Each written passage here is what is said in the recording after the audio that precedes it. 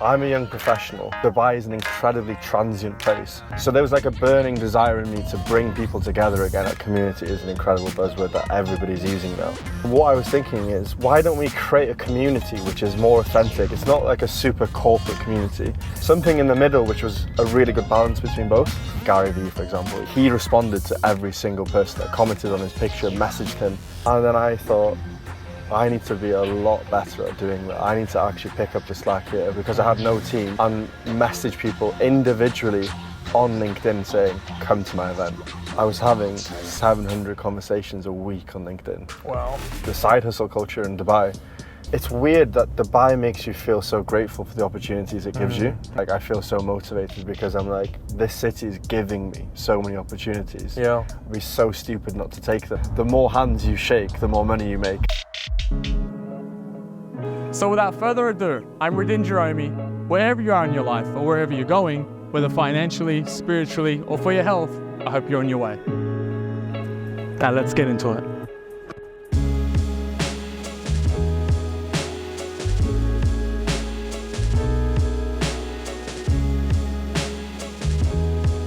Cameron. So, Mr. Rad. So you run a very successful, what would you call it? Community, I'd call Community in Dubai called Dubai Young Professionals. Which you are a founding member of. Which I am. Are you founding? Your goal. You never put me on No, founding. we'll elevate you after but this. I feel like you should. Yeah, after this, you're getting Can I get my black elevated. belt? Yeah. You're like purple now. Yeah. Like fifth dan. I got a stripe. Yeah, I got a stripe on my white belt. Yeah. So, which is great. I mean, the vast majority of people in Dubai are like ourselves, expats. So we do lack that community because obviously we didn't all go to school together and live in the same communities and 100%. that. So you're really gluing that together, and yeah, it's really something that is needed. Now, tell me, what is first of all, why did you decide to do something like this? Really good question. So when I was back in the UK, I used to run events. And they used to be very different to what I'm doing now. They used to be under 18 events. So I used to get guys in different schools selling tickets for me. And we used to run these crazy events. They were so well attended. Incriminating. I was also under 18 when I was running these events. Sure. Let's just clarify that. So that I kind of parked that, did my studies, finished that. Just before COVID, I had initiated this concept in my mind called Return of the Groove. So what I realized, that the rave scene had become so commercial. We have a thing called Warehouse Project in the UK, and you go there and you literally feel like cattle. There's thousands of people. So what I thought was like, okay, how can we make this a little bit more intimate? So I thought of this concept called Return of the Groove, and it was essentially just a landing page. You purchased your ticket, and you'd only get the actual location of the event 24 hours before. And what we would do is just take over a completely random place. The whole work had been done, all the stuff with the council, all the landing page, building out the website, everything, the organization. And then COVID hit, and I was like, fuck, everything was there and ready to go. So there was like a burning desire in me to bring people together again. I know it was slightly different under 18, but I really liked running events and the organization behind it. And then when I came to Dubai, I was looking at doing something similar, but realized it was incredibly saturated and you needed a lot of money to start something. And then I thought, you know what, I'm a young professional. Dubai is an incredibly transient place. And by transient, I mean, it has a very high turnover of people. And what I was thinking is, why don't we create a community which is more authentic? It's not like a super corporate community. It's neither a very cheesy community like, these single mingle events that we all get invited to. Something in the middle, which was a really good balance between both. And we initiated it, and then I think right in the beginning, we only sold 25 tickets, and I say this quite often.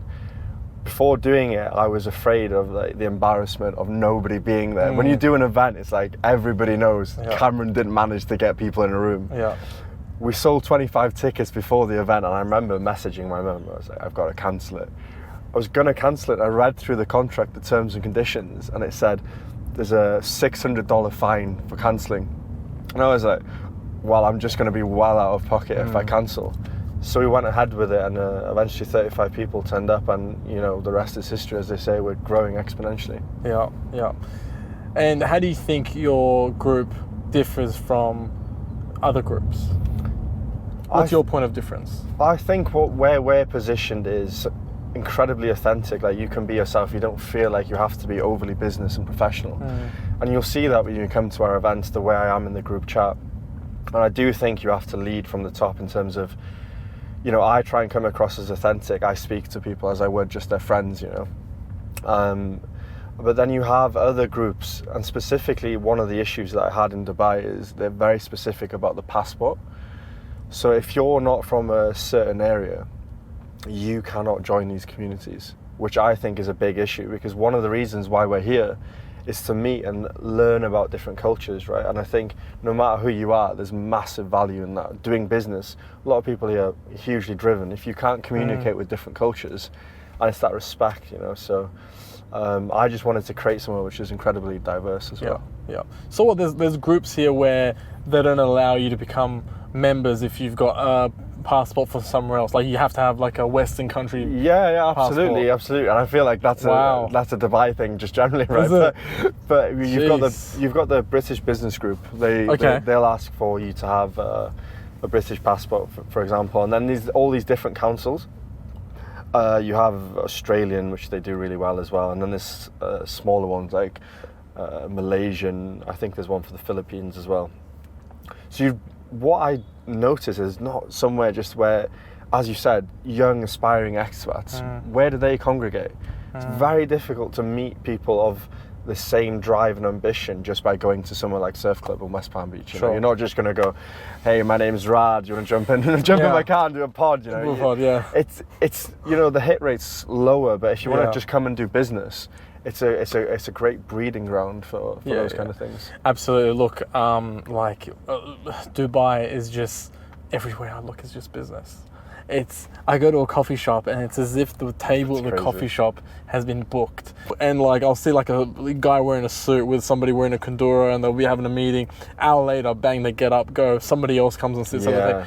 It's just so hustling for business here. See, my thing, as I was saying before we started the pod, is when I came here, I was just having fun. And now when your mindset changes and you see the opportunity in Dubai, it's really difficult to walk away from it. And I think maybe have that balance, right? I think you are somebody I look at, and you're very good at having that balance. And I think hopefully further along the field. But I guess my question to you, I know I'm kind of getting into it more than you are, but how do you manage that? Because the opportunity here is crazy. Everyone wants to talk business constantly, but it's just having that balance, right? I feel like I don't have a balance. I think you come across as that, though. You're very relaxed, and the way you operate isn't incredibly serious, and I think that's why people gravitate towards you as well. But I read a book by Ray Dalio, and he said the people that are serious are not serious about business. All the meetings that he has, if they're serious, they're not serious in business. Everyone is casual. Everyone wants to get to the point. Nobody's trying to take the mickey out of each other or rip anyone off. Everyone's talking facts, talking numbers, and that's it. And I think that affected me. And I was thinking, why not be myself? Why not be authentic? Why not be genuine? Right? It's too hard to play the other card. Right? And I'm not enjoying it. I don't want to do this if I'm not enjoying it. It's not worth the money. So for me, I always try to be myself and just try to come to conversations. But the reason why I say I don't manage it well is because I feel like you got a scale of work and play. I feel like I just play. I mean, this is more, I look at this as play. I don't do this, podcasting isn't supposed to make you money, right? It's not something that's done to make money. If I wanted to make money, I'd do something else. This is mostly a play for me. I enjoy this. It's a money pit, right? It costs a lot of money to have videographers and a chauffeur and stuff like that. But it's a lot. I'm buying a Maybach. Let's make sure everybody knows. Yeah, it's a lot cheaper to do a podcast in my apartment and just dedicate a room to But we spoke about this, right? And I think you hit the nail on the head. And from that event that we met each other at, I think it was actually very insightful. But it was like, we can all just shoot content in our living room. Yeah. There's nothing original about it. Yeah. And when you get into the content game, which I'm definitely not yet, but you appreciate that to catch people's attention, you have to do different things. And I think you've done well. Appreciate you. I do remember telling you my idea, and you gave me good feedback. So, I was thinking, right, how can I do that before? Yeah. Right, Maybach cost? Oh, maybe not. Yeah, you go ahead with it, mate. Barrier to entry. Barrier to entry. Barrier to entry. Yeah. I like your style. Oh, by the way, water, Yeah, let's go for it. sparkling or still? Still. Still. Oh, fancy setup. Thank you, thank you. It's actually No Evian though. I think I'm being cheated here. You want Evian? Is that who you are? By the way, I want Evian, yeah. this is still warm. The sparkling is cold. Do you like sparkling? I do. You don't do sparkling? No. Tell me why sparkling. I don't trust anyone that doesn't like sparkling. I don't trust anyone that likes sparkling. We're in the right car then. Listen, I love coffee and sparkling water. Wherever I go, coffee, sparkling water. Beer and coffee for me. Beer and coffee. Do you know if you go into a shop, right, and people get super excited about picking up a Coca-Cola or a Fanta, do you walk into a shop and you're like, I can't wait to get a Fanta today?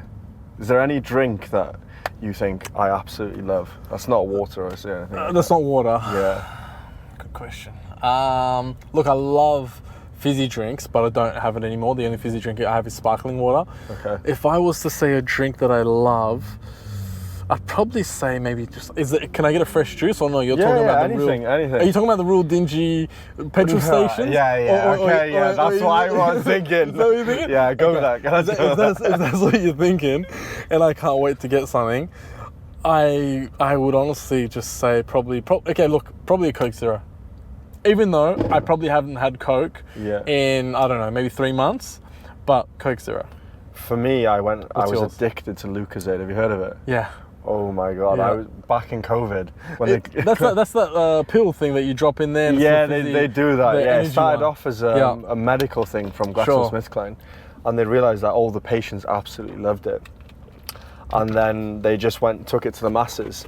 But what happened, I was doing like long distance cycling back in COVID because there was nothing else to do. I was the guy that took the 3-4 hour lunches. I'd be like, Sure. yeah, I'll be back on my laptop later. Sure. But every time, the only thing I could look forward to was like mile 60 of the bike ride, just thinking Lucozade. Wow. I was that addicted to it. Addicted. Yeah. Is there something addictive in there? Or was it the taste? I don't know. It's like you associate the achievement of the long bike ride with enjoying it, you know. I see. It's that association. I see. What are the challenges with scaling a community, especially here in Dubai? When you're scaling a community, I think, firstly, community has become a buzzword, right? And we can all agree that community is an incredible buzzword that everybody's using now.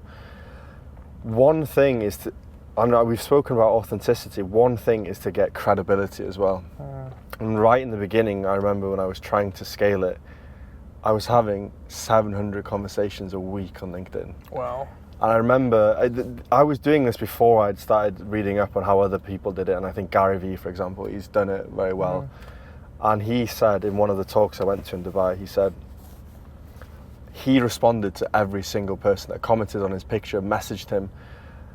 And then I thought, I need to be a lot better at doing that. I need to actually pick up the slack here because I had no team and message people individually on LinkedIn saying, come to my event.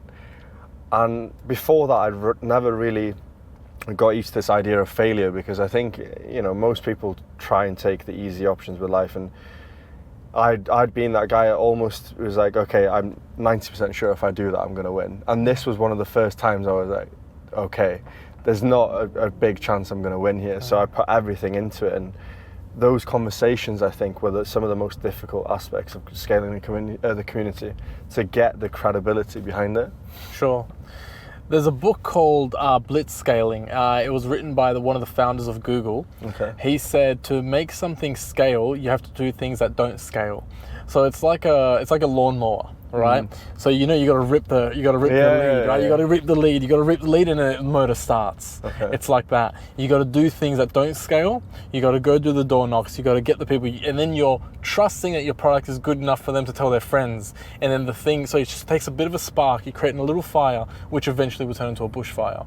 Yeah, right? It's that having the trust in your product as well, that you know it's worthwhile. Yeah. Like you mentioned, it's so important. Yeah, but look, you're right. I mean, you're here, you're hustling, and I think both of us, back from where we're from, UK and Australia, how lazy were we getting? How comfortable were we getting? It's complacency. I think it's so key that I know you and you think in the same way. It's like if you're not focused on a goal, the complacency just creeps up on you because you're like, there's no focus with your time. You have to be thinking to yourself, okay, where do I want to go? And yeah, definitely that's what happened to me in the UK before coming here. I mean, I met a guy 2 weeks ago, 26 years old. You know, $500,000 watch on his hand. He was doing some property development, and he's selling it. Like, he's a property developer, so he buys. Okay. He basically, and the house was going for 25 million US. And at that level, 26 years old. It's crazy. He's a property developer for $25 million US. And I was speaking to him. I went to his construction site. He showed me around. He also had a Maybach and a driver and stuff like that. And you know, at that level of property, they don't do home opens. Like back in UK and Australia, they do home opens, when you have 100 people in the house. Listen, their home opens is an event. Okay. So it's like a circus. Just like they have performers there. They have a cello player. They have violinists in every room, everywhere. There's something happening, and basically it's a party, catered and everything. And people come in, and he says, because he invited me to it. People come in and they say, how much is the property? They say, well, we're open to offers. They have no price, and they said, but the house next door will sell for 35 million. So he told me he told me he's taking. He said to me the house next door will sell for 35, but I'll take 25 because it's a bit of a smaller block. So and then what happens is people write an offer in an envelope and they just put it in a little fishbowl and they leave. He takes the top the top three, and then they call them, and they say, hey, you know, you're close to it. Would you like to redo your offer? So he might say, yep, increase my offer by $1 million, or he will go, no, I'm pretty happy to, you know, stick with it. I think the property market in Dubai is something that has got this allure about it, right? Everybody wants a piece of it. Yeah. And a friend of mine, his name's Callum White, he came out here several years ago and set up his own company 2 years ago. And he's now employing 250 people, I think. Agents, yeah. He's 29, 30 maybe, and I often joke with him because he's from Scotland. I've told him he's brought half of Scotland here because most of the people that work they're all for him, Scottish? most of them are Scottish, right? But what he's managed to do is scale incredibly quickly. Yeah. Offer really good training. Just do the basics. In the developed economies, you can take a lot of the things that you learn there from your employers.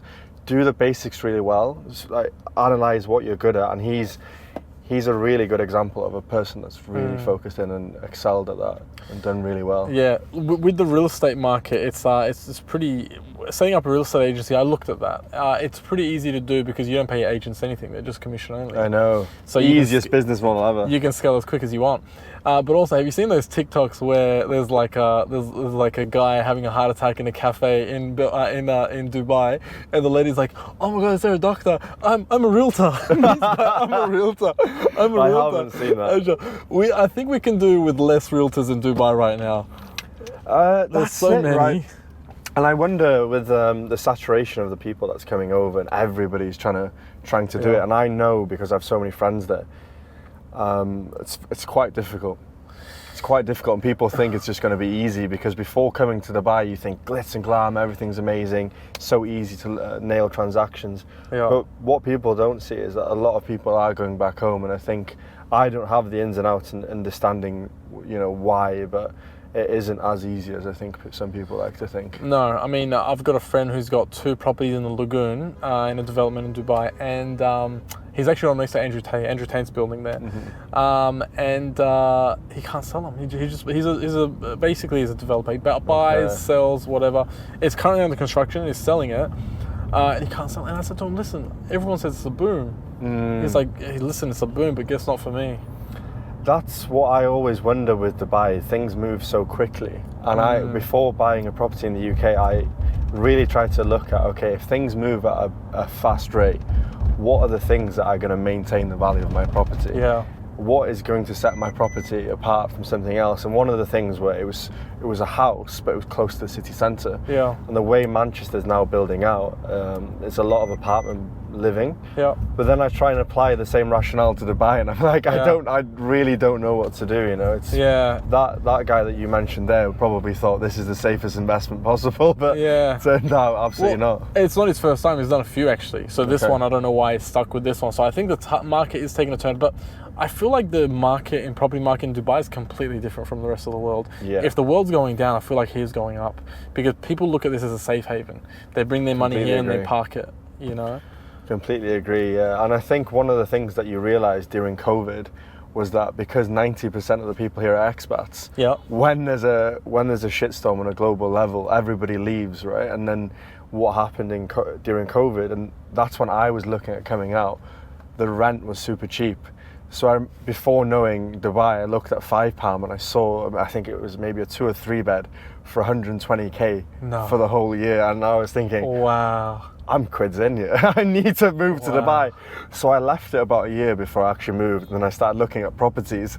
I had the biggest shock of my life, because that same apartment was about 400k. Yeah, that's like 400k now. Wow. Yeah. You would have loved that. Yeah, I remember I made a quick list on Word where I wanted to live, and it was just like super premium, you know, like so affordable. You would have loved that. Yeah. Being a single lad as well. Yeah, I was thinking 3 bedrooms and 5 on the park. Let's go. Listen, everything happens for a reason. You know, you probably would have caught something if you did move in. Probably. So it's a blessing in disguise. Blessing for my health, right? Speaking of the single life, talk to me about that. I think it's one of the most difficult places to find something that's quite tangible, and one of the things I've realised in Dubai, good or bad, it actually makes you numb to a lot of emotions because you're so focused on a goal or whatever. Sure. So for example, even down to some of the basic stuff, like I was driving my car and somebody smashed into the back of it at 60 km. Whoa. And I just jumped out and I said, just give me 500 dirhams, mate. I'm on my way somewhere. And I was thinking, if that was the UK, I'd be so angry with this guy. He's just smashed into my car. But then you take that to the next level, the most granular, basic stuff in life that you're not really bothered. But then when you look at it with relationships and stuff, I think people they're not as interested to fight for it, you know. You'd be like, everything's so readily available that we know. Say now if you're dating a chick, right, and you're arguing, whatever, and you're thinking, I've got this, and that to do. Why am I going to try and resolve these issues? I'm just going to go focus on my thing and just move on, you know. As opposed to 50 years ago where your dad or my dad, whatever, would have been like, I've got no other option. You know, there's no Instagram, there's no Bumble, there's no all of this stuff. Yeah. So I think it really changes your mindset. Wow. And I really do think that's an issue. There's a number of different nuances to dating in Dubai, right? But I think that's one of the things here that's I particularly noticed. You've hit a key point, and I think this is a universal thing, but so much more in Dubai. Yeah. You know, I think we're dating to learn how to break up. We are all just dating to become experts at breaking up. All right? Different ways of breaking up. Breaking up has just become so readily available and so easy. But, you know, I think in Australia, obviously the game's changed from Bumble and Instagram. But here... What is the game in Australia? Well, listen. Just the old school stuff. Go to a bar, show her how you two-stepped, a bit of salsa. Listen, you go to high school with them, you work with them, you know, while you're at university, you meet them at uni or whatever. But I think in Australia, it's just everyone's like, you know, 2 weeks before I came out here, I went to my friend's New Year's Eve party because I came here early Jan. And everyone was engaged, everyone was married, everyone I went to high school with. Yeah, but I think people are still using dating apps though. I just think if there's less options, not in terms of options for the opposite sex, I mean options in terms of what you can do with your life.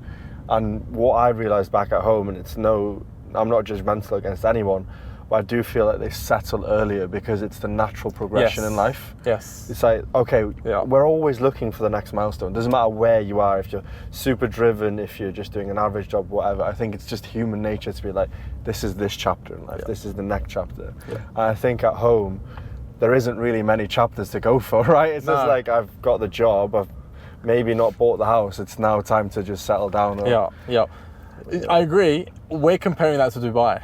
Right? Now, if you compare back home to back home in our parents' era, it would have been very different.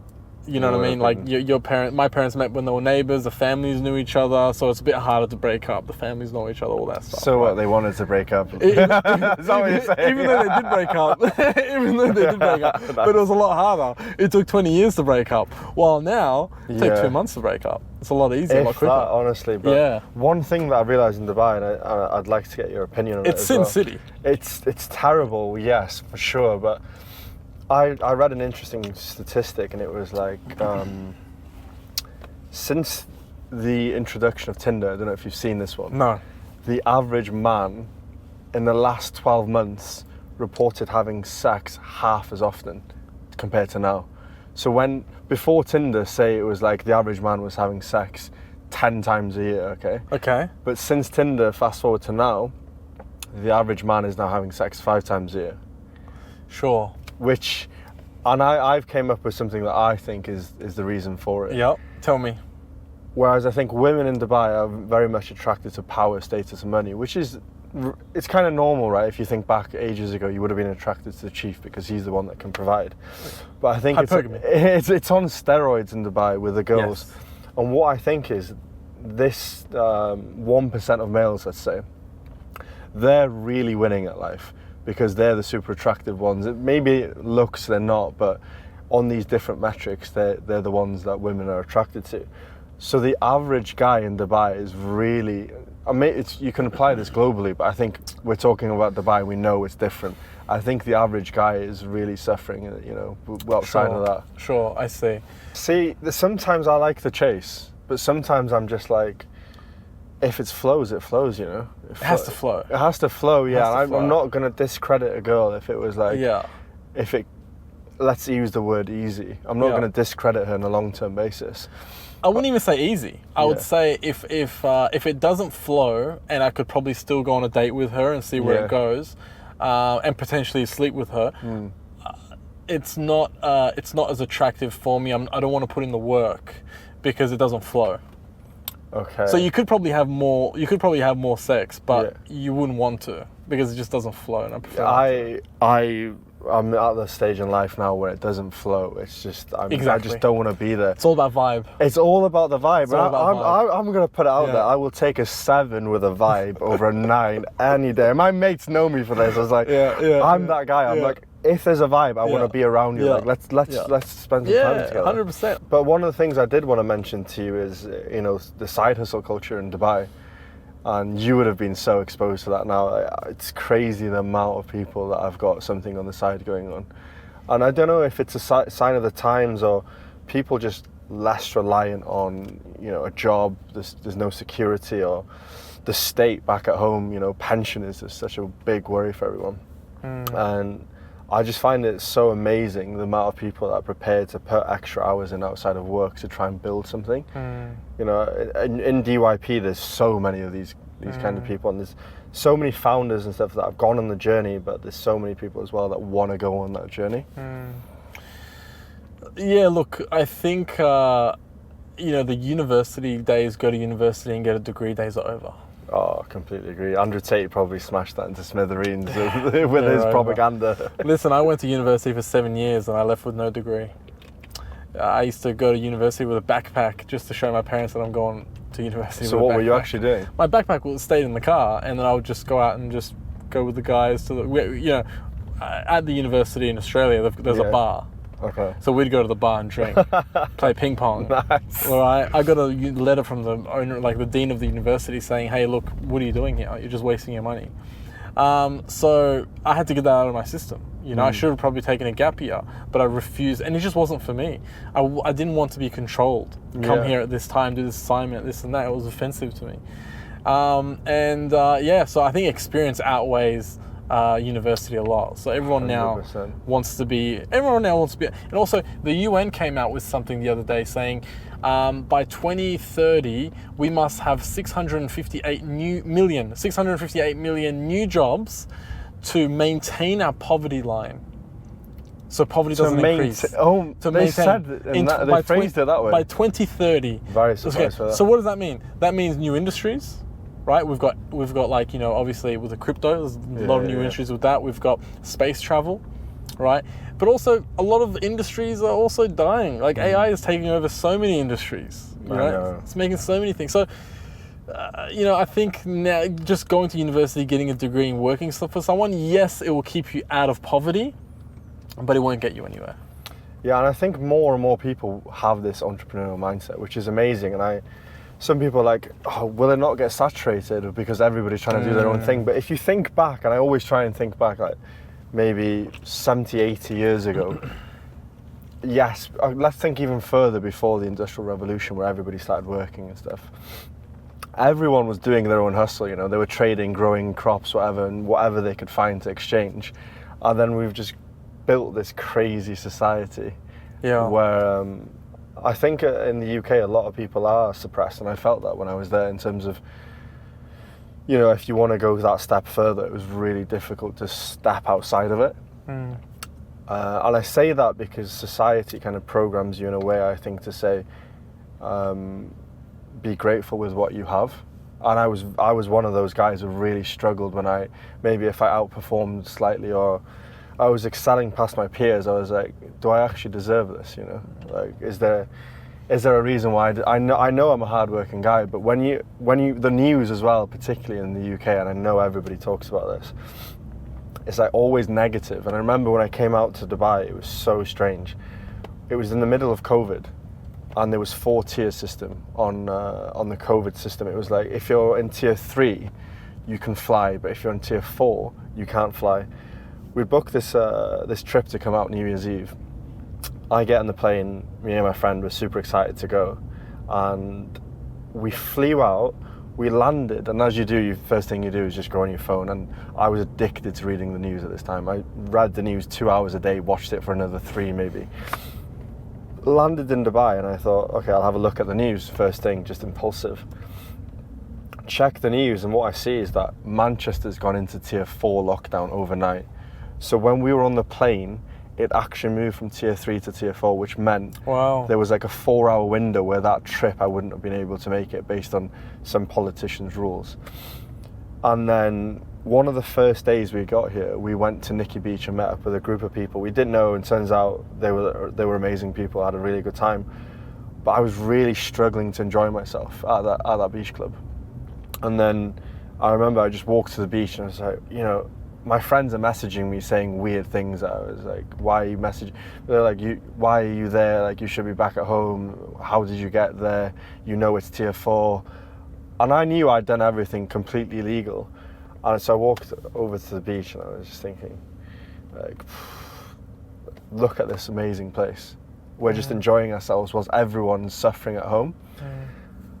And so you're made to think that you should suffer, even though I think sometimes you don't. Why should you suffer? You had the money, you made the plans, you were completely within your right to go.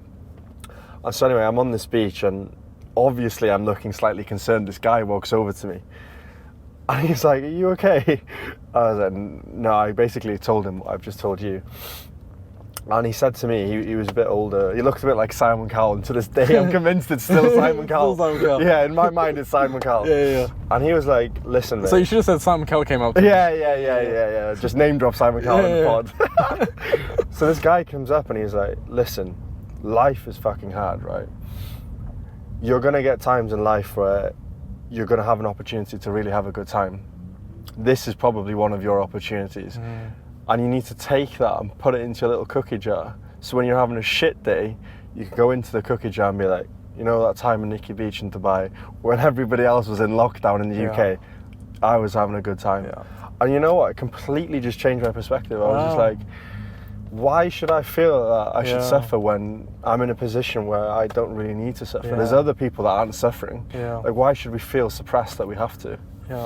You're right. You're 100% right. I actually feel like that too. I feel like I shouldn't be having, I come from a Persian background, so my background's Iranian. And when the whole things was happening and I was traveling, I was like, when the whole protests and everything, and everyone was like, "Why are you posting? You're in New York and doing this and that. Why are you posting?" And I'm like, I don't know what to do. Yes, like, I don't know what can I do. Yeah, like, should I be feeling bad? It's like, I don't know what to do. But yeah, no, you're right. It's actually, it's the human mentality. It's our brain just making us regret, not regret, making us feel bad for having a good time when a lot of people are suffering. COVID was probably one of the best times of my life, to be honest. Yeah. It was because I just went through a rough breakup just before, and I really went internal, and I was like, it's weird with me, when people go on breakups, normally they just like party, blah, blah, blah. I've never really been like that. I never turn to the drink when I'm low, I just turned to fitness, and so I just became addicted to endurance training. Yeah. So I was cycling crazy, I was running loads, but it was no weights, just endurance. Just endurance, yeah. And you know what? After all this happened, I went to the gym, and the gym's opened again.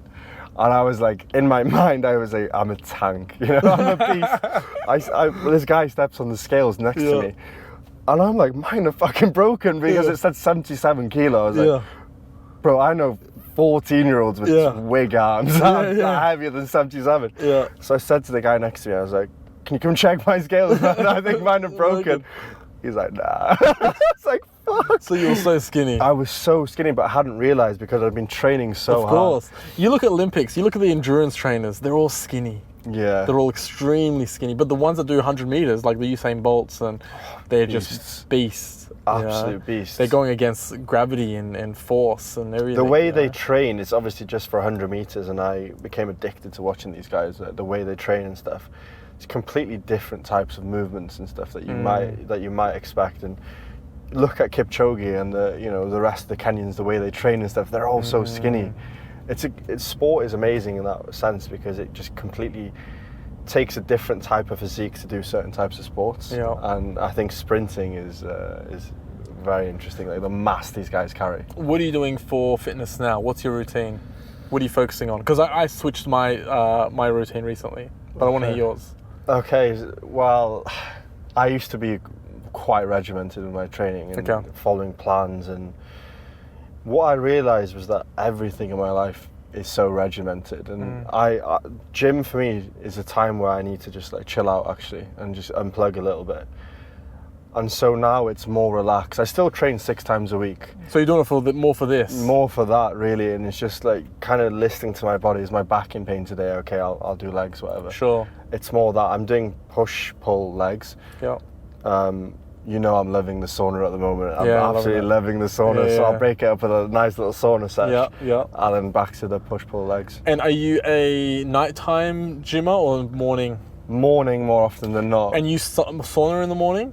Evenings. I love, because it helps. I sleep so good after the sauna. It's weird. You know, I do cardio in the morning and sauna. Everyone says to me, you do sauna in the morning? Doesn't it make you lethargic and weak? And I've never really noticed that. I can just keep going. So that's why I asked. Do you do it in the mornings or at night? Because I need to get a morning session. I think it would just feel so weird now. Really? Because I've associated it with unwinding for the evening. Yeah. And so what? So what about upper body? Yeah, I'll just do so for example, today I was in there, and at the moment I'm just loving some heavy lifts, like just classic like flat bench press, squats, pull-ups, and less of this reliance on machine stuff, and I just feel like I just prefer it now. But there'll be days I'm doing a bench press, and I openly say this to people, I'm just doing a bench press at like 6:30 in the morning. My mind wanders and I'm like, what am I doing here? You know, I think everybody gets that at some point in life. But I recently did a training camp and a competition in Dubai called Gov Games. Yeah. And that just opened my mind in terms of. Is that the one the King's son and everything were a part of? Yeah. So Sheikh Hamdan, he started it here 4 years ago. Wow. He basically did it to help with team cohesion, to try and get people to work together and stuff within his teams, particularly the government employees. Sure. But then he opened it up to the community 2 years ago, so different gyms were nominating a certain amount of people to go and compete. Wow. And my coach at the time, he was the main coach in TK MMA in Dubai Marina. He was like, I think you should try out. And at the time I was thinking, Jesus, my cardio is terrible. I've not done anything in ages, and I knew it was going to take a lot of cardio. He was like, just try out. I remember going down there and there were some absolute units trying. And I was no, this is not what I wanted. And I actually thought I was going to die doing my trial. And I looked at some of the other guys, I was like, they looked fine. Yeah. I don't know why, I think they were suffering, but I must have shown it way worse. And one of the things was to push a sled, I think it was 120 kilo ever, and it was for 60 meters, and there was some friction because it was on like rubber outside. I remember I was struggling, and the coach comes back, he's like, didn't you fucking run up those Welsh mountains when you were a child? Yeah. And I was just like, just put me in a different mode, you know, just being around these guys who know how to manipulate psychology and really push yourself. Yeah. Because I've always been somebody who's trained and done stuff individually. So being around different people with that mindset was good for me. I really enjoyed it. Well, if you like this video, consider subscribing. We do weekly podcasts with experts in every industry to help you find direction and guide you on your way. Now let's get back into it. In the cultures that we come from, right, and I mean, of course I'm Iranian and all that, and I was born there, and that's where my family's from and my bloodline, but really, you know, I moved to Australia when I was 5, so I'm very much, you know, raised there, even though I still got my cultural background from there. You know, it's so normal for you to go on a date with a girl, like, you know, ride your bicycle, you don't have a car, you're struggling, you have a normal job, and they don't care. Like the culture, God, they don't I care. love that you brought this up. They still look at you the same way, and you know, I miss that. And they talk to their friends. What does he do? Oh, he's a postman. Cute. Oh, that's so cute. That's so nice. Yeah. Imagine that in Dubai in the group chat. Oh my God. He didn't come and pick me up in a car. He didn't get a taxi for me, and you know, it's a completely different mindset, isn't it? It's so different, and I really feel like we should bring that here because it's not normal. It's so harsh for men. It's so harsh for men. You know, I was talking to a girl like 2 months ago or something. We were at a bar, and I actually had one of the comedians here, Max Amini, and we're at a bar. We're talking to a girl, and she said to me, "Tell me a really controversial opinion that you have." And I said to her, the worst person to be in society right now is a normal man.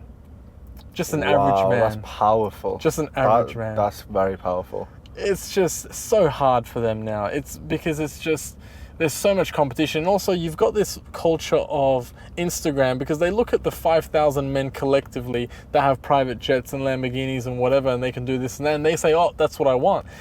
And you know, it's an extension of what I've just said, isn't it? But imagine this, right? This is how I think about it. We're in a group of friends. One of your friends is dating a guy and he's picking her up in a Bugatti going whatever to Italy. You perceive yourself to be just as attractive as this other girl, and you probably are, right? Because a lot of the women in Dubai are attractive, they look after themselves. Why are you gonna think in your mind you should settle for less?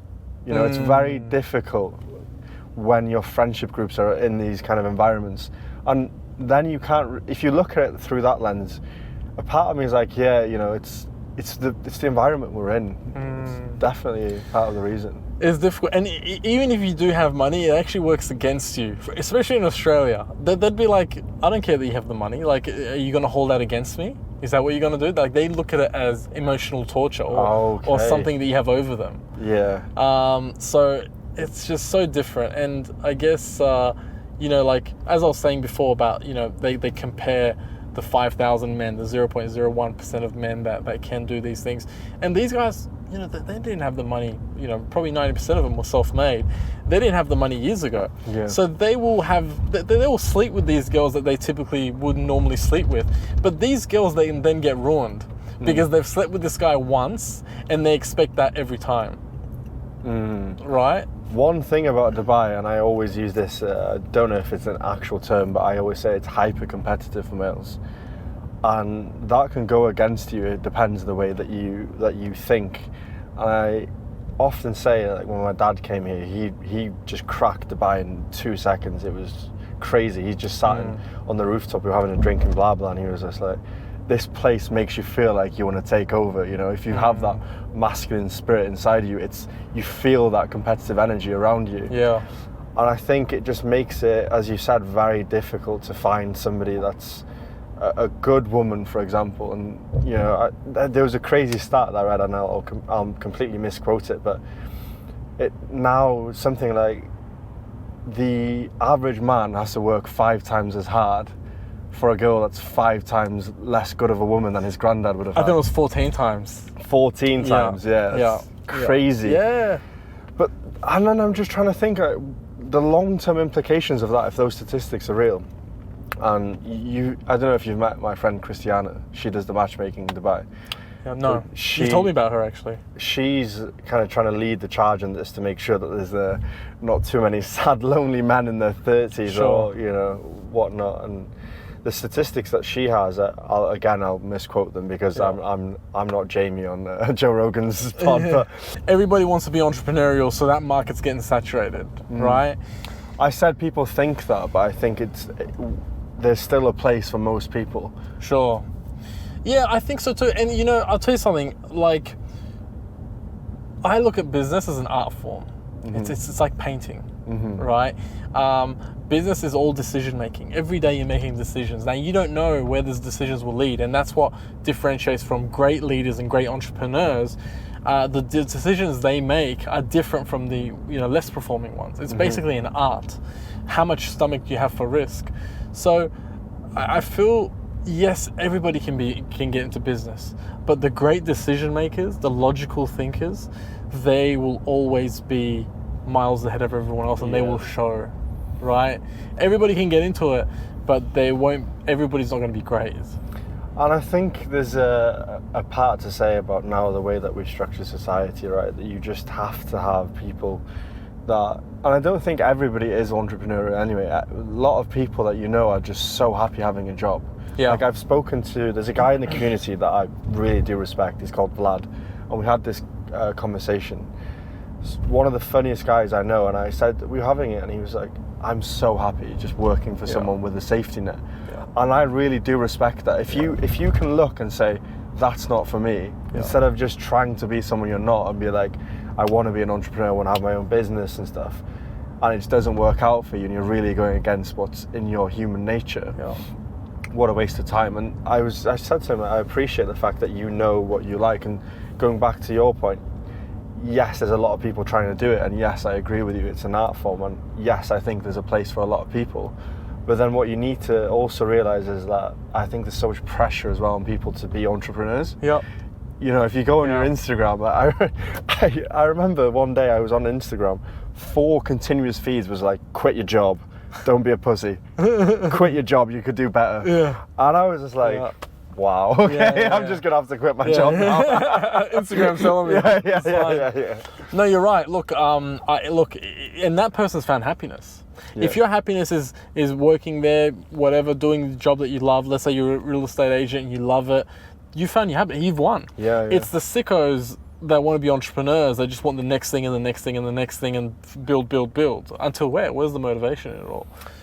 Do you think, though, I was thinking this, and I think that the idea with men, right, and it's common knowledge that depression and stuff, a lot of men are depressed. And I think someone was speaking on a podcast in Dubai, and I can't remember her name. She's amazing at speaking and breaking it down. And she was saying it's because guys feel unfulfilled a lot of the time. And I think there is that thing when you're in Dubai as well, to have the side hustle, to be the entrepreneur, to build something, to leave your career. And I think there must be something as well underlying there with a lot of guys that have this, like, I'll tell you what it is. Difficulty. I mean, 80% of suicide is men. Mm-hmm. And I'll tell you what it is. Women are born with their value, while men have to build their value. Okay.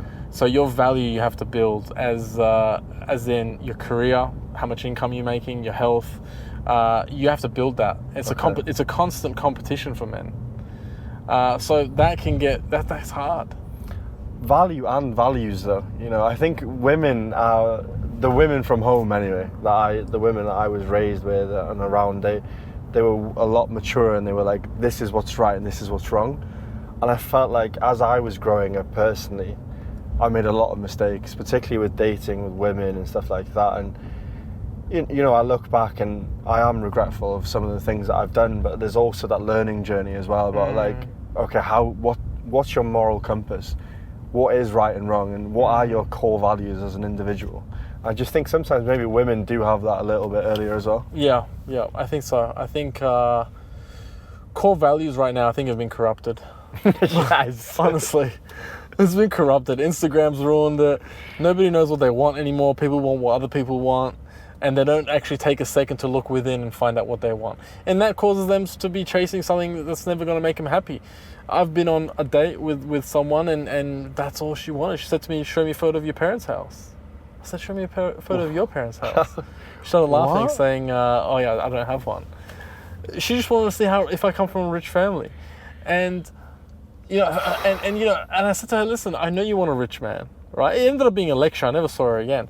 But I said to her, I know you want a rich man, but you're not going to find it like this. Mm-hmm. You know, and one day when I find the one that I love and everything's hers, like everything, I'll give her everything. But what are you looking for in a woman then? Like when you're at this level, you start to really understand what you're looking for. So I guess my question to you is, what are those kind of things that would really make you think, okay, I'm happy with you, this is something long term? I guess for me, you know, I feel like everything's like, you know, you're at war. I feel like for my line of work, I'm at war with other businesses trying to take over my business, trying to take profit, trying to take market share away from us. War with staff. Sometimes staff, you know, sometimes I can feel before staff are going to quit. I can feel the energy's off, and I know I'm waiting for it. In 1 month, 2 months, how long is it going to be? Okay. And then when they come to me wanting to quit, in my mind I'm like, okay, it took you this long. I think to myself, how long did it take him? I already feel the disconnect. So every day is over. I never used to be an overthinker. Now I'm a chronic overthinker because I'm at home thinking, did I present myself right? Did I say that right thing at the meeting? Should I have said it differently? Self-analyzing constantly, thinking about my staff. So business is war, right? So I don't want to go home to a war. I want to go home to someone that protects my soul, keeps me happy, you know, doesn't want to give me more burden, more hassle. I completely agree. That's really for me. That's heaven for me. I think when I went home, my mum was lecturing me on this, and it was like, I've been that guy who's always been attracted to the fiery women, and I'm always like, okay, show me that you have resilience, you're determined, you can think of a goal and you can achieve it. So I've always been attracted to these kind of women that are, I guess, successful in their own right. You know, they've gone out of their way and achieved something that's quite tremendous. But then when you're thinking about longer term and building a family, I really question whether it's a stable household when both of you are incredibly driven. And two incredibly driven people, I think, can quickly become competitive. And you don't realize, and I've been in my 2 last relationships, learned so much, but I think it did become slightly competitive because we were like, wow, you know, instead of being a team, and I'm a lot to do with that because I do push them. I'm like, come on, do that. Can't you achieve that? Think bigger, you know? And so I think for me personally, I need to change my mindset in terms of not expecting so much in that sense, but somebody who's more like, okay, they can look after the home, raise the children and stuff. And yeah, I think I'm just going through a mindset shift, as you said, in terms of like, I want them to be driven, have the resilience and stuff, but I just wonder if it's a very difficult and unstable household if you're both so driven. Yeah, I think, look, that also comes really down to communication. You know, I remember when in my previous relationship, I would tell her, listen, I'm going to take care of this. Yeah. You're going to take care of this, right? So you take care of, I'll take care of the money, or I'll bring in the big sums of money and this and that. You can have your job if you want it, because I think women, might be controversial, women need to keep their mind active. I find that if a woman doesn't keep her mind active and goes to work and has something she can work on, she'll start overthinking, comparing, and that will then trickle down into your relationship. And that's a good point. They can then get into a real slippery slope where they're out of character, and they can make decisions where when they have foresight in the future, they'll regret it. I've seen my mum do that, and she said, you know, why did I get a divorce? Like, why? Like, you know, so sometimes they can get possessed. Sometimes they can think something, but that's not what they really want. They're just going through a phase. And then once that phase ends, they'll regret it. And they say, fuck, why did I do that? I should have stuck with him, or I shouldn't have caused that damage. Now what? You need to have foresight. So, yeah, I feel like that really comes down to boundaries and communication. And when in previous relationships, they used to say, why are you trying to keep me? Why are you putting boundaries? Why don't you want me in your life? I'm like, I'm setting boundaries to keep you in my life. Right? That's the difference. They were looking at it as, you don't want me in your life. No. Yeah. This is going to work for me, and we're going to work together to see what works for you, to keep each other in our lives.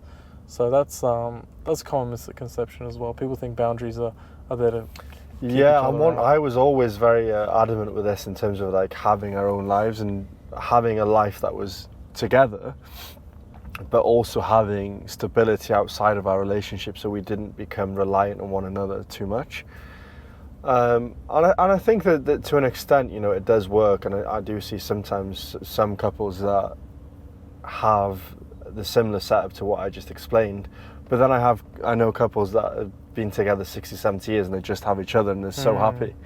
So I don't know if there's a fast and quick rule for, you know, the way you should approach it, but I think, as you said, you have to base it off your own experience, and that's why I think it's important that people do actually go out there and date. You know, sometimes, like, I've gone through spells and I don't want to date. I just don't want to. Yeah. But it is important, and I think by the time you actually do come to settle down, that you've done a bit of the journey, so you know what's right for you, what's wrong, where you know your weaknesses are, and then when, say, your wife's like, why are you doing that? And you can be like, oh yeah, actually I've seen that I've done this previously. Yeah. And it's not just her saying it, instead of just like kicking off and arguing over something and be like, I'm not doing that. It's just having that. Yeah. It is a journey. I think there is a journey, and hopefully you can meet the right one on the journey, right? Instead of just continually going on the journey. Yeah, absolutely. Okay, so controversial opinion. I know everybody says I want a girl that hasn't been around. I know I want a girl that, and I'm not saying I want a girl that's been around, right? Oh God. Right. You have to bring this conversation. and the thing is, I want a girl that's got experience. I don't want a girl that I don't want to date a girl that's learning everything with me. Yeah. Right? I want a girl that's go, oh yeah, I've done that in previous relationships. I know me, and I want to do this, I want to do that. I know, you know, you watch YouTube and you got all these people saying, no, body count, whatever. Of course, body count, it plays a big part into it, and listen, there's outliers for everything. Okay, there's outliers for everything, and I'm not talking about the outliers. Okay? I'm not talking about the outliers. I'm talking about, I prefer a girl that has made mistakes in the past to learn from. 100%. To police her own shit when she comes to me in our relationship. You know, if I'm not here to I don't micromanage my staff, right? And I don't want to micromanage my relationship. Yeah. If she's out and she looks good and there's a guy hitting on her, it's not my responsibility to go there being like, hey, what are you doing? She needs to police her own shit. Now, she needs to learn that. Yeah. She needs to learn that from previous relationships instead of with me teaching her. Okay, it's a different angle, yeah. Yeah. So, controversial opinion. I know people always go the other way. I want to, you know, Virgin Mary. Yeah. But for me, I would prefer someone that's got a bit of experience. I think it goes back to, I sound hypocritical now saying what I've just said, because I've just said you have to go on a journey as a man, right, and know your weaknesses in a relationship, and that's what you're saying. Correct. To understand, like, how to police your own behaviour, to use your terminology. So I definitely do see that as well, and I think in the UK, British people tend to date more openly, and, you know, here the Arab women and stuff, it's I guess it's a lot more frowned upon. Yeah, I actually try to stay away from British girls in Dubai. It's just a bit too easy sometimes. Oh man, I stay away from them now as well. But not for the. Sometimes it's like you can come somewhere and just go for home comforts. And I'm somebody who's like, even when I moved to Cardiff, I was still in Wales, and I made a point of not joining the Welsh community. Sure. So when you come here and you look at the same situation, just dating Brits is just the same. And like, for example, I was dating a Greek girl, and she's saying stuff about, you know, home life for her and stuff that I wouldn't necessarily understand because of, you know, dynamics within families and stuff that you wouldn't really know about. And I just think it's a really nice way to learn about different cultures as well. Yeah, absolutely. Tell me a horror date story. A horror date story? I was actually asked this last night. Oh, yeah? I was actually asked this last night. And the girl turned around and she was just like, that's not a horror story at all. Okay. So I think, like, on reflection, I'm very selective about girls I go on dates with. Tell me about your impression of a horror date story. I can't tell the girl's story because it was bad. You can't do it? I can't do it. I'm not going to drop her in like that because she probably listens to this pod. Okay, I'll tell you. How about I'll break down. Yeah. I can't go there. I went on a date with a girl. She said, "Yeah, pick me up. We'll go to dinner. Cool. Where do you want to go to dinner?" We went for lunch actually. We went to Dubai Mall. She said, "Cool. We both live in downtown. Let's go to Dubai Mall." And we went and we had lunch, and then she goes, "Do you want to go for a walk?" Mm-hmm. And we go for a walk, and she takes me into Sephora, and she goes, "Do you like this perfume or that perfume?" I said, I like that perfume. I smelled him. I was honest with her. Okay. She said, we're taking this one. And we're walking to the counter, and I said to her, I didn't know you're doing shopping today. And she said, I'm not. You're going to buy it for me. And I said to her, listen, I just met you. Yeah. She goes, yeah, but wouldn't it be cute, future dates, I can wear the same perfume that you bought for me on the first date. I said, listen, I just met you. This is clearly your whole play. You bring guys to the mall to buy you things. I'm not going to buy you anything. She puts it down real hard, I remember, and then she takes me to the shampoo section, and she goes, which shampoo do you like? And I said, I don't think you heard me. I'm not buying you. I don't think you've seen me. Which shampoo do I like? Let me Google it. And she said to me, look, if you have financial issues, this is when it really pissed me off. She goes, if you had financial issues, you didn't have to pick me up in a nice car and give me the big one, and if implying that I've got financial issues that I can't afford shampoo. Wow, that's a stretch. Yeah. I left her there. I just said, this is your whole play, clearly. So I left her there, and I left. That was a horror story for me. Is that a horror story for you? That's really not that bad. It's not that bad? No. It's pretty common for Dubai? Like for me, the one that I had, it was just like we disagreed on everything. And so I'll tell you what my story was. We'd been messaging for months, right? And now I'm like, do not get too invested on text. Like, just do not. Like, you have so many other things to spend your time on. See if you like the vibe as quickly as possible, and if you don't, backdoor it. Move on.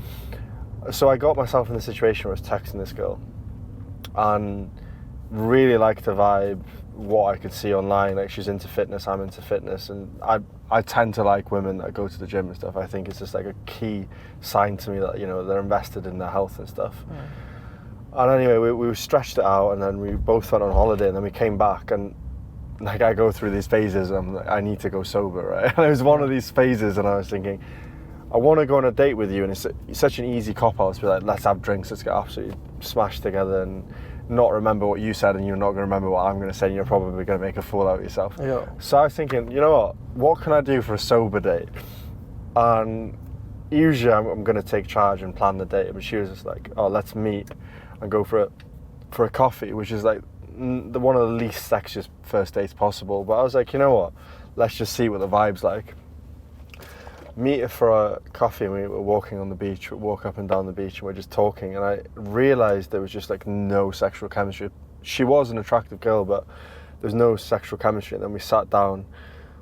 I just realised that we disagreed on everything, and I was like, how we got to the stage of months of talking, and we've not disagreed once. But when you're in person, and it was just like one of the small things that I don't cook in Dubai, which most people don't, right? Yeah. Because you're just so busy. And she was just like, she couldn't fathom me. She couldn't look me in the eye after that. It was just like, wow. So it's just so minor. She hated it. She hated it, yeah. So for me, like, I know people that have had terrible date experiences, but I've had some stuff where I've like got way too drunk on the first date and just just being like first date, and the girl's been like tapped me on the shoulder and after gone, I think you need to go home. That kind of thing. I'm like, I think I need to go home. Yeah. That's not that bad. People. I don't think it's bad. Like what someone told you last night. It's not that bad. It's not that bad. I mean, people disagree all the time. People are different people. It's bad. I just don't. Look, it's bad. It's not a pleasant experience. But she didn't say buy me shampoo. No, it was worse. He was trying to. Oh, you don't want to go into detail. He was trying to monetize her, basically. What? The guy was trying to monetize her. Let's just put it that way. Oh, I see. Yeah, and I was just like, whoa. Well, yeah, that's, okay. That is heavy. Yeah, that is bad. That's heavy. I was just thinking. Yeah. For me, life in Dubai has been so easy. I always tell people, if I'm here for another 5 years, I think I'm gonna forget how to close the door. Oh my god! I'm just. Dude, I pulled up to a petrol station and I got nervous because I didn't see someone there. I don't know how to put petrol in my car. Yeah. I was like, "Where's the guy? Where's the guy?" I was thinking, "Oh my god!" Like in the UK, you do your own petrol. It's standard. Yeah, exactly. I was like, "Shit, where is he? Where is he?" It's so complex. It's so complex. Listen, everywhere. I went to the doctor's the other day. They had valet parking. So I'm getting blood tests done with valet. I get out of the car, I flick the key. You know, I don't iron my clothes anymore. You know, like I've got cleaners that come to my house once a week. People tell me once a week is not enough, by the way. I feel like that's plenty.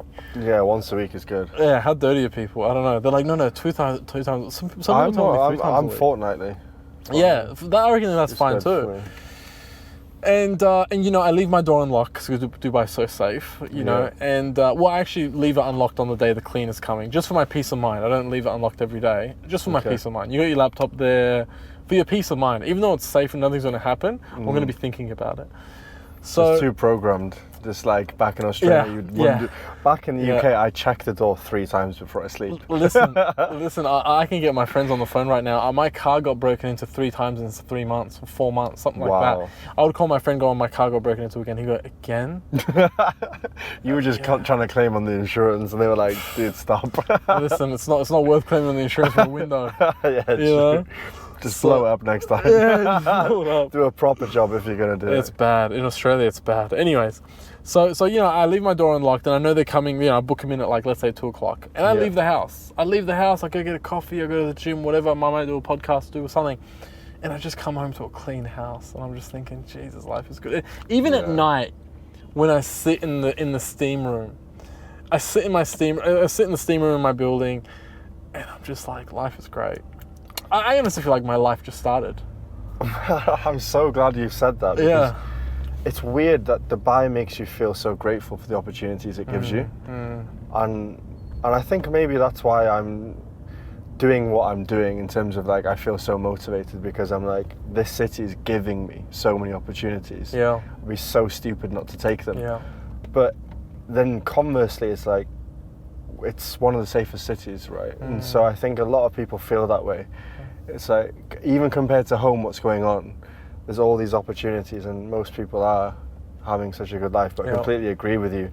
It's that gratitude. And yesterday, I really just pushed the Dubai lifestyle in terms of just the convenience of everything. It was like 5 p.m. I was working, 7 p.m. I had a date and I was like, I haven't eaten, I've not got aftershave, I've not got a shirt, I ran out of toothpaste.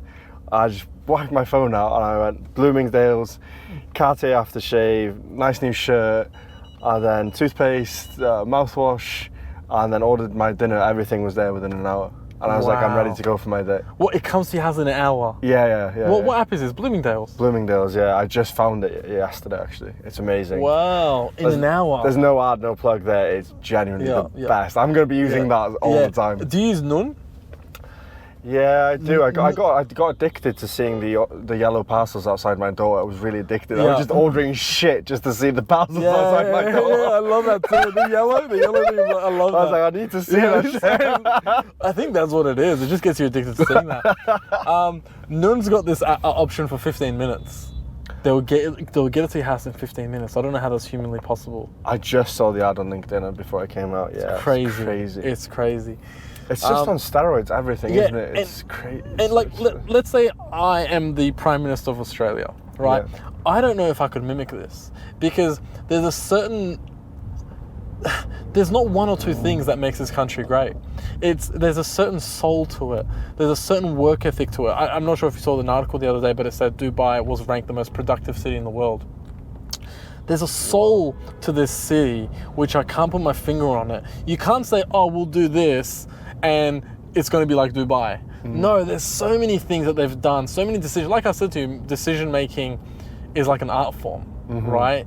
I don't know what it is, but I mean, I'll tell you about the crime. This is my theory on crime. This is my theory of why there's no crime. Okay. In Australia, my car that got broken into 3 times in 3 months, it was probably the same guy.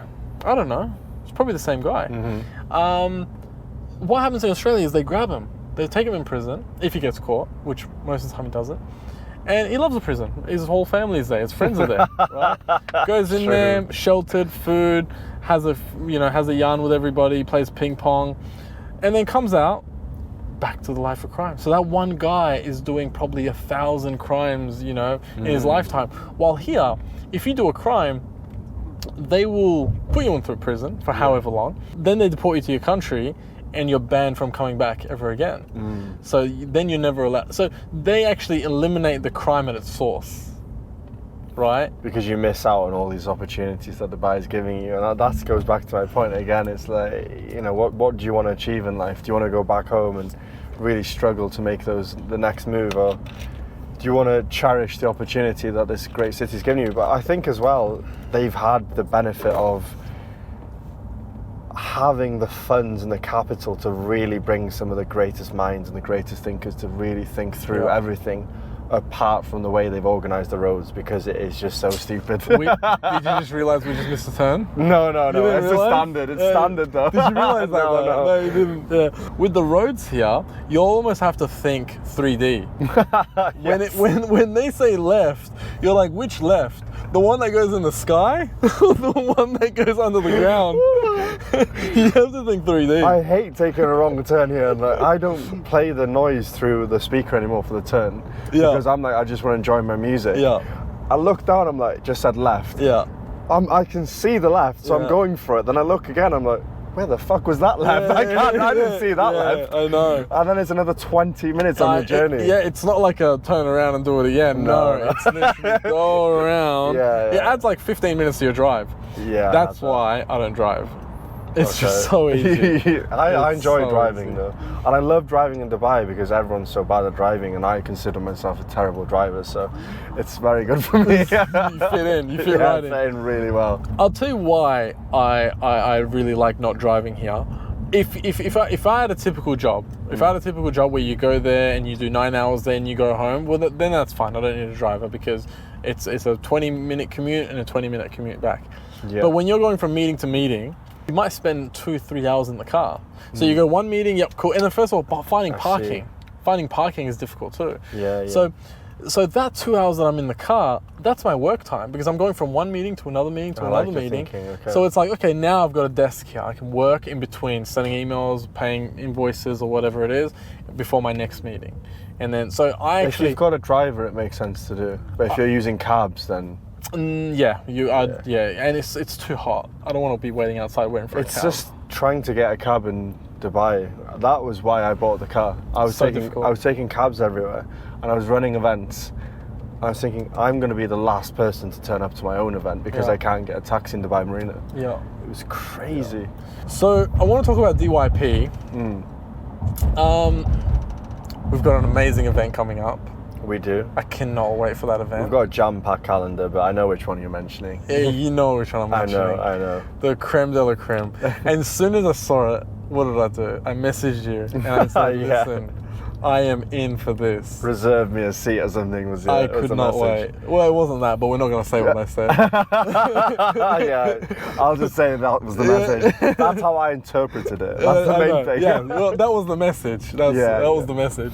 It was just delivered in a colourful way. But you know, you always have to throw some abuse to get your way sometimes. Absolutely, and I get a lot of it from the community actually. Good thing bullying is your love language. Absolutely, I'm like, I'll reserve you a space. So I can't wait for that one. You want to talk about that one? Yeah, definitely. So it's random because you get all these inbounds on LinkedIn, and my profile on LinkedIn has grown gradually over the last year. And you get so many people, and I think in Dubai you have all these people that say and commit to things and they never actually deliver, so I'm very mindful. And I just get this guy, he messages me and he's like, do you want to do an event on the World Islands? And in my mind I'm thinking, I've Googled the World Islands and I thought it was a flop project. I thought they spent 10 billion or whatever it was to build these islands to try and mimic the world, the geography of the world. And they just didn't have the funding to finalise it. So I'm looking at these messages thinking, yeah, he's probably not talking any sense or truth here, and he's just trying to get my attention. Look at his LinkedIn profile and I see Heart of Europe. He's working for Heart of Europe. And so naturally you're going to do a little bit of investigation before committing to going on a meeting. And I think I tend to do this because people just try and ask you for meetings all the time, and I just don't think it's going to be fruitful. So I look at his LinkedIn and I'm looking on Heart of Europe, and I see particularly that they've had a massive increase in headcount in the last 2 months. And then I Google Heart of Europe, and then I see the project is coming live. I see that they've got buildings there. They've got resorts there. There's people staying there, and I'm thinking, this guy could be a ticket to an event that's very different. And so I go down there, he shows me around, he tells me what they've got planned for it. And he says, I want you to bring 13 people from your community. And we'll do a tour around, and then after we'll do networking in one of the Swedish mansions. And now the Swedish mansion was priced at 125 million, I think, like a couple of years ago. Yeah. So I don't dirhams, yeah. So I don't know exactly where so the that's price $50 million US. It's more like 32, I think. Okay, 32 million. $32 million, yeah. And he's like, do you want to do it? And I'm thinking, I want to do it, but I want more seats than 13, mate. You know, like that's hardly anyone. Yeah. And so I push back and I say I want 26, and I'm thinking I've got a team of 4 people, I've got a videographer, and actually my mum's coming, so I wouldn't mind her coming along as well. You? You as well? I've got me, team of 4. Yeah. Me and team of 3, and then I've got a videographer that comes to some of the nicer events that we do. And I'm thinking there's 18 seats and I've got a team of 5 now already. And he says, no, we're only going to do 13 on the first shot.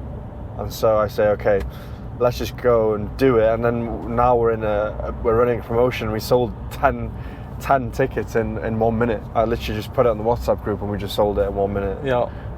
So is that the one I'm going to? Yeah. Oh, sweet. Okay. Yeah. I reserved your space, of Thank course. you. Appreciate that. Yeah. But like things are just moving in the right direction. We're launching an app in 2 months, which it's gonna be the nice inflection point for us, because we're now bringing on more influential partners. Yeah. We're building up really solid revenue streams. The members are trickling through nicely, but what's not there is an interface that brings it all together really nicely. Because the way I see it is, long term, it's an ecosystem for everything. And you're in the perfect market for it to do this kind of thing, because everybody's so goal-orientated business, they want to connect.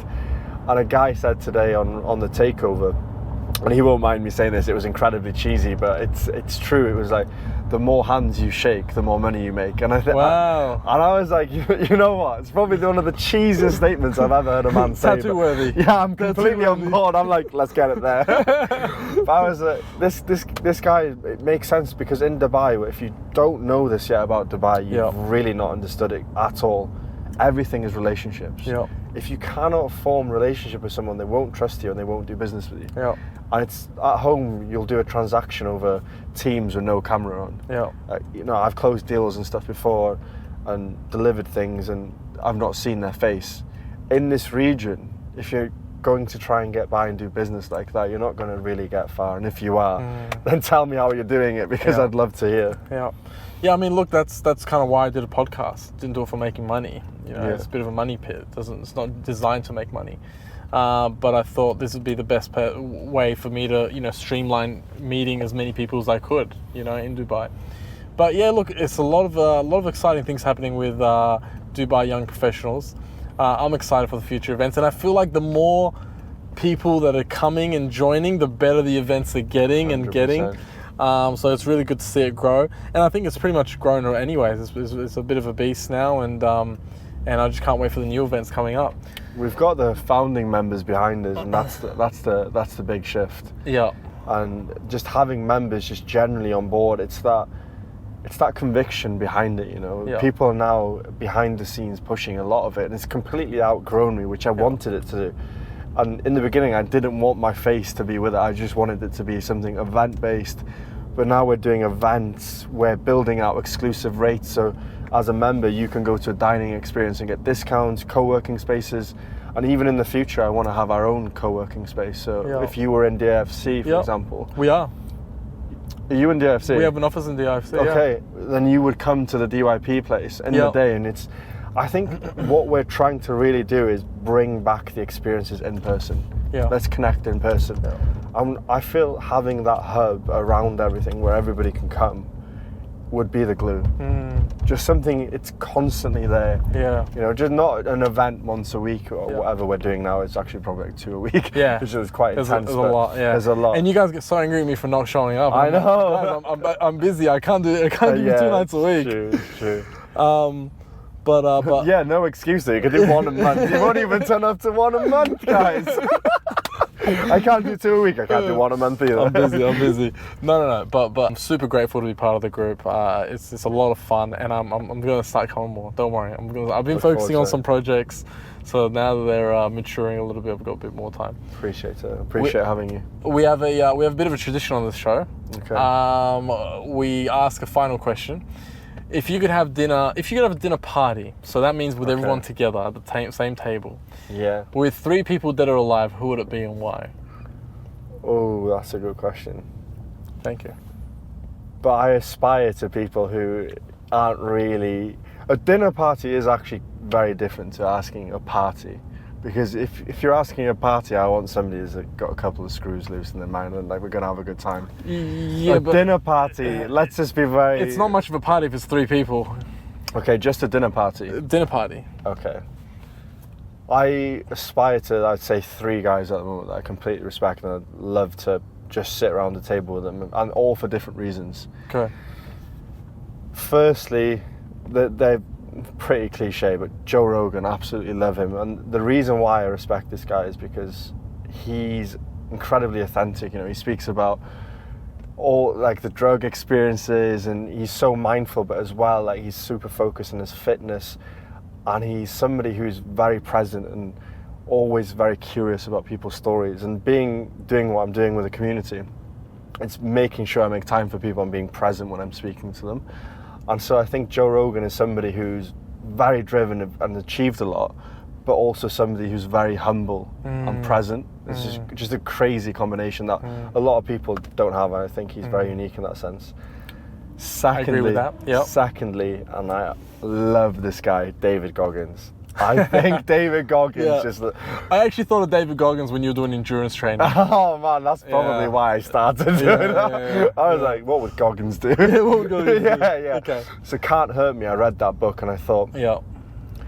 One thing that you don't realize when you're a child, and if you're in an environment where maybe there's things that you perceive not to be normal for a family environment, which a lot does go on like that, and a lot of people don't talk openly about it, and you think, wow, my family's a little bit weird. But what Goggins did was expose the fact that even guys at that level, it's to be completely vulnerable, and a man of that, he's been Navy SEALs, and to allow himself to document all that journey and how he motivates people, I think is incredible. And just all around, just think he's one of the most motivational guys on the planet. And then the last guy is Jordan Peterson. I've looked up to this guy for years before he boomed on YouTube, and I think that for him particularly, wow, he just what a table. He breaks down an argument so effectively, and he always knows his stuff. Yeah. It's three great guys. What a table. What a table. Now you're FOMO. I don't know if there'd be much of a party, but there'd be good conversation. Oh, it'd be great conversation. The conversation would be brilliant. Cameron, appreciate you. Thank you for everything that you do. Appreciate you too. We appreciate everything you do, and my journey in Dubai definitely would have been different if I hadn't met you. You're just starting it. Let's go. I'm excited. So thank you. Appreciate it, man.